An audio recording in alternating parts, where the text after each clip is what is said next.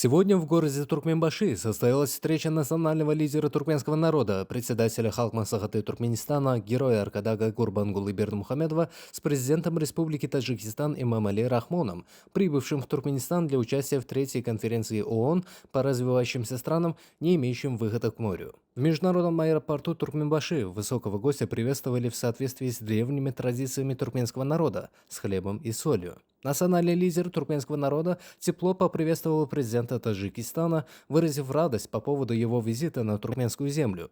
В свою очередь, Эмомали Рахмон поблагодарил за приглашение принять участие в столь значимом международном форуме, подчеркнув, что для него большая честь присутствовать на мероприятии, проводимом в Туркменистане, стране, демонстрирующей устойчивое развитие и уверенное продвижение вперед по пути прогресса и созидания. В ходе встречи было подчеркнуто, что в последние годы туркмено-таджикские отношения активно развиваются как в двустороннем, так и в многостороннем формате, особенно в рамках крупных международных организаций.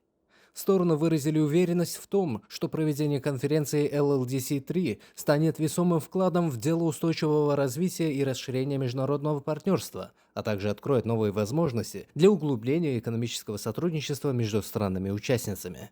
Особо отмечен позитивный характер добрососедских отношений между Туркменистаном и Таджикистаном, а также обоюдная нацеленность на их дальнейшее укрепление. В завершении беседы Гурбангулы Бердымухамедов и Эмомали Рахмон обменялись теплыми пожеланиями, выразив уверенность, что вопросы, обсуждаемые в рамках конференции LLDC-3, станут основой для выработки новых решений, направленных на развитие взаимовыгодного и долгосрочного партнерства.